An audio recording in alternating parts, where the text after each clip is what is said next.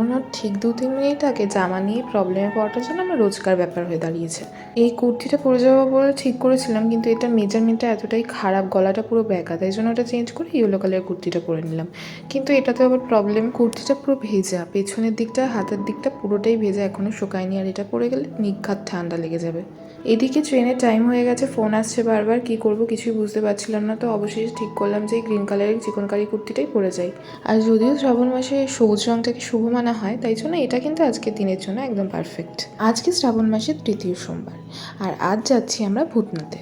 আর এই ড্রেস নিয়ে কনফিউশনের চক্করে আমার অনেকটাই দেরি হয়ে গেছিলো, রীতিমতো আমাকে দৌড়ে দৌড়ে ট্রেনটা ধরতে হয়। আর এই ট্রেনটা মিস করা যেত না, কারণ এটা পুরো শোভাবাজার পর্যন্ত যায়। এটা মিস করে গেলে আবার সে মেট্রো করে অটো করে যেতে হতো, অনেক ঝামেলা যায়। তোমরা কারা কারা শ্রাবণ মাস করছো কমেন্টে কিন্তু অবশ্যই জানিও। আজকের ওয়েদারটাও কিন্তু ছিল দারুণ, পুরো মেঘলা মেঘলা। আর যখন ট্রেনটা গঙ্গার পাড় দিয়ে যাচ্ছিল না, তখন তো তোমরা দেখতেই পাচ্ছ, আলাদা করে বলার কিছু নেই, কি সুন্দর লাগছে দেখতে। শুধু মনে মনে দুটো ভয় ছিল, এক যেন ভূতনাথে বেশি ভিড় না হয়, আর সেকেন্ড হচ্ছে বৃষ্টি যদি নেমে যায় তাহলে তো হয়ে গেল পুরো। তো চলে এসেছি তোমাদের সাথে কথা বলতে বলতে। এর আগে আমি ভূতনাথে এসেছি আগে শ্রাবণ মাসে, তাও তোমাদেরকে লোকেশনটা আরেকবার আমি বলে দিই। তোমরা যারা ট্রেন রুট দিয়ে আসবে, মানে আমাদের মতো, তারা কিন্তু ট্রেনে করে একদম ডিরেক্ট এই শোভাবাজার স্টেশনে নেমে যেতে পারো। আবার যারা মেট্রো করে আসতে চাও তারাও আসতে পারো। ট্রেনে করে এসে দমদম মেট্রো থেকে একদম ডিরেক্ট শোভাবাজার থেকে ওখানে অটো অ্যাভেলেবেল থাকে, তোমাদেরকে এই ফেরিঘাটে নিয়ে আসবে। শ্রাবণ মাস উপলক্ষে এখানে মেলা হয়। আমরা যেহেতু দিনের বেলা এসেছিলাম, তাই লাইটিং এগুলো আমরা দেখতে পারিনি। রাতে আসলে তোমরা নিশ্চয়ই সেটা দেখতে পারবে। ফেসবুকে বেশ কিছুদিন ধরে দেখছি, স্পেশালি যবে থেকে শ্রাবণ মাস স্টার্ট হয়েছে, সবুজ চুড়ি পরে অনেকেই আমরা জানি।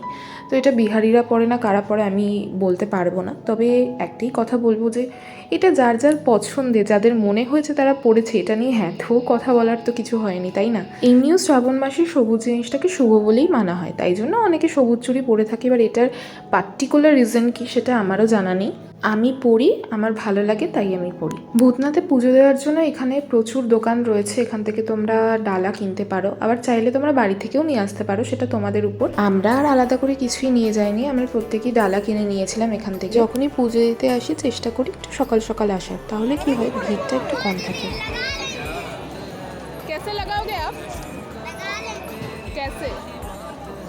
পুজো দিয়ে বেরিয়ে বাচ্চা মেয়েটার সাথে আলাপ হলো। এখানে অনেক বাচ্চাদের সাথেই দেখা হলো যারা কিনা তিলক কেটে দিচ্ছিল সবাইকে, তাই আমরাও এই বাচ্চাটির থেকে তিলক কেটে নিলাম। ভূতনাথ বাবার কাছে আসবো, তিলক কাটবো না, সেটা কি আর হয়? আগের বার যখন ভূতনাথ মন্দিরে এসেছিলাম শ্রাবণ মাসের সময়, সেইবার কিন্তু খুব একটা ভিড় হয়নি, মানে যতটা ভেবেছিলাম তার থেকে অনেক কম ভিড় ছিল।